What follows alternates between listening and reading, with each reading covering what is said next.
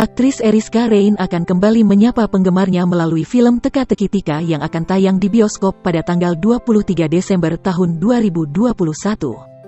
Film ini adalah pertama kalinya ia tampil kembali di layar lebar setelah pandemi COVID-19 melanda. Selain pandemi COVID-19, dirinya juga disibukkan mengurus anak yang saat ini sudah berusia 5 tahun. Itu menjadi alasannya baru kembali muncul di layar lebar. Terakhir dirinya bermain film Amen Kalet Ahok pada 2018.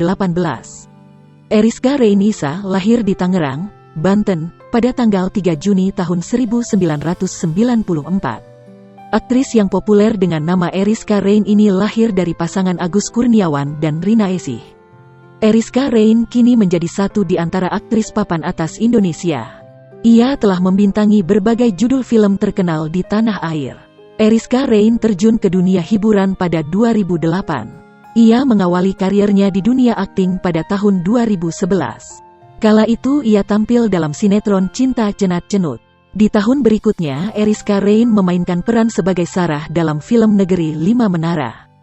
Ia tampil dalam film Ku Kejar Cinta ke Negeri Cina pada 2014. Eriska Rein menikah dengan Mitu Nisar pada 2014.